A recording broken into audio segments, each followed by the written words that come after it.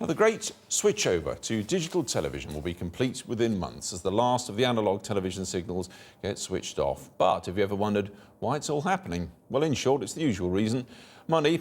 The government will be able to sell off the airwaves to mobile phone companies so they can offer super-fast access to the internet, known as 4G.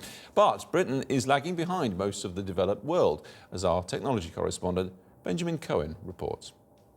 As you can see, it's got two buttons at the top, one says TV and one says STB.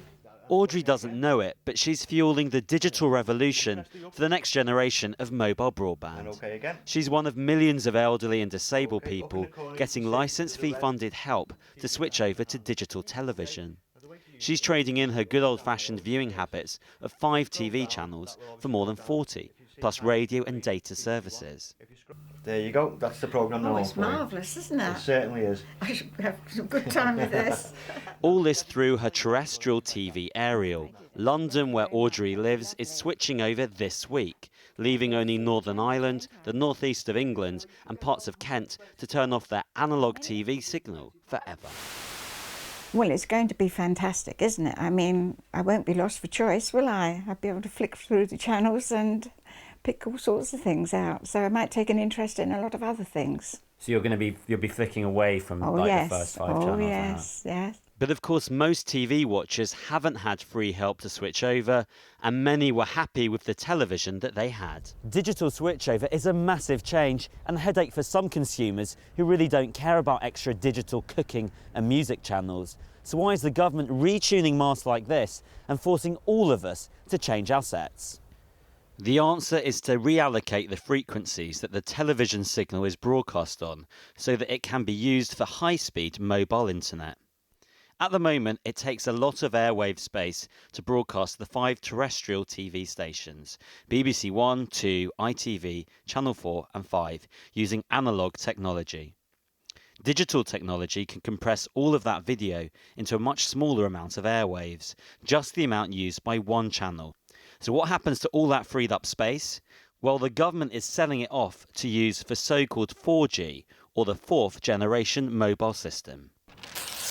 The government's done this before and made billions, 22.5 billion to be precise, when it sold off the airwaves to launch the 3rd generation mobile system, or 3G. 5 successful bidders. All of the mobile networks bought 3G licenses, and most are currently running small trials of 4G. Robert Joyce is running O2s. So what's the difference between 3G and 4G? We've got 2 similar devices here. One website, the Channel 4 News website. The only difference is the way they're connected to the internet, 3G and 4G. Let's try and do the same task and see which is quicker. So ready, steady, go. So your page is already loaded. I'm still waiting. I've got the video, starting the video. I'm still waiting.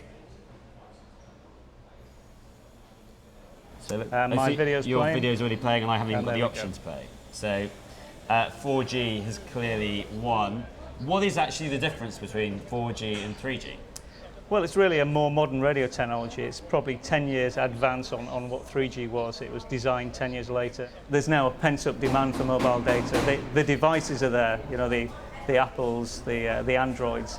People know what 3G is, and when 4G comes, people will understand that it's the next thing that they need in terms of mobile data and speed. In the UK, there are still only trials, but in lots of other countries, 4G has been commercially available since 2009. And we're behind not just technically advanced countries you'd expect, like America. The winner of the Eurovision Song Contest is Azerbaijan. The UK lags behind Afghanistan, Kazakhstan, and Azerbaijan, which will have 4G installed right in time for the Eurovision Song Contest next month. The UK is behind because the mobile companies have been bickering about the process, and it's taken the regulator Ofcom years to find a way forward. Even so, a national rollout won't start until at least 2015. It's hoped, though, that it will allow rural areas currently not on broadband to finally enter the digital age. Analogue TV has sustained our entertainment needs for 75 years. The hope is that 4G will sustain our mobile data needs well into the future. 4G there. I've still got black and white.